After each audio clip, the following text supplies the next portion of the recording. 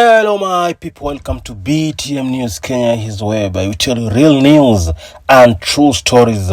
We tell you what no one else will dare tell you, show you things that no one else will dare show you. So, according to Kenyans.co.ke, President William Ruto, of course, on Sunday, March 24th, promised Bahati residents in Nairobi that they will not be rendered homeless due to the affordable housing units planned to be constructed in their area.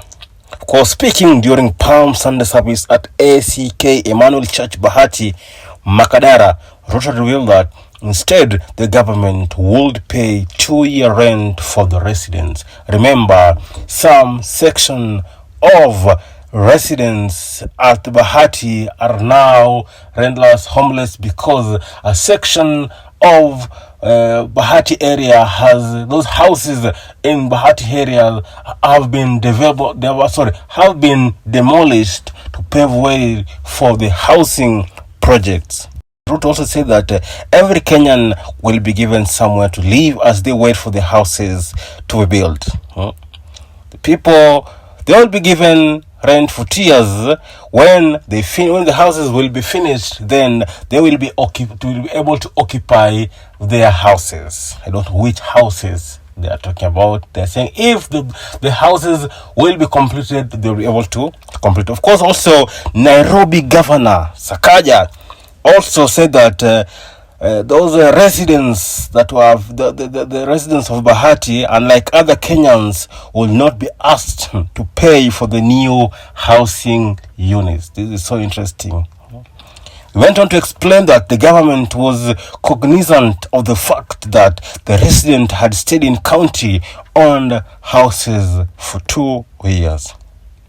Of course, Ruto went on to say that the process will kickstart at the end of the year and be completed within 24 months. Also, Ruto noted that they said that the 2 years rent will be paid in a lump sum, with the residents being given cash to rent their houses. Of course, it was not revealed how much each recipient will receive, but the president reiterated that the whole process was voluntary. So the word's voluntary. So it's now being said that the houses, units that will be built in Bahati area. Of course, Bahati area is found in is in Makadara constituency. You know, if someone, these are just sweet talks from Ruto, and because we know definitely people who will eventually end up owning those houses that are being constructed. We know for a fact it won't be the mama mboga, it won't be the boda rider, it won't be the hustler. So these are just sweet talks to lure these residents, because some section of Bahati area, or people are living in Bahati, people are living in some section of Bahati area are now homeless. Their houses have been demolished to pave way for the housing project. And the government insisting, saying that they won't pay rent the same as the other Kenyan citizens. Also, they'll be given 2-year rent. Let me tell you for the fact, the truth is that after 2 years, when these houses will be built, take this from me, these people who are now homeless will not be able to access those houses. Those houses have been built for the rich people. They're the ones who are the first priority. And then, of course, it's Mama Mboga and the boda people. So, the government should not lie to us, because we know other places, for example, here in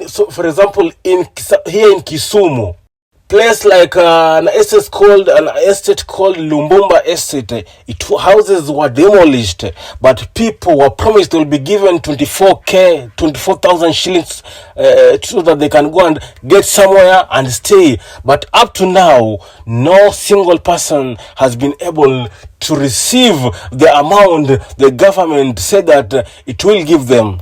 So they should not start saying that, oh, of course, these are just sweet talks, and we know.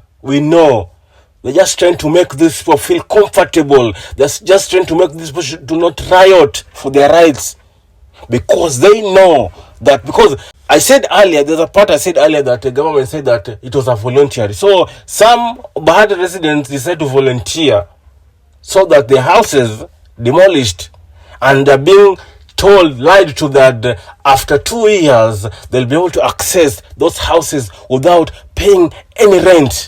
And remember, this is how it started, until the government changed the tone, saying that the Mwamboga will have to save, all the border for them to access these houses. They'll have to save little by little by little.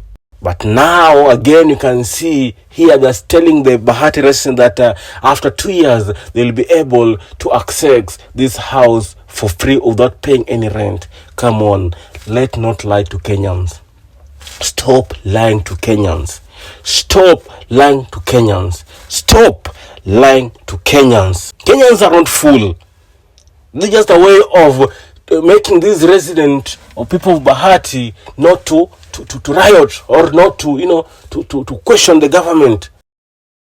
They're just being pampered with some news that will make them at least relax. But definitely, eventually, we know these houses are built for who? They're not built for hustlers. They're not built for Mwamboga. They're not built for the border to own them. Rather for the rich people, the cartels, to own these houses. They are the first priority. So this sweet talk they're trying to tell these Bahati people residents, let me just tell you, you won't be able to own those houses. After 2 years, you will tell me. 2 years from now, you will tell me, because they say the housing units will be able to complete in the next 24 months. After 2 years, you will tell me. So that's all I can say. Let's not be fooled. The government should not fool Kenyans.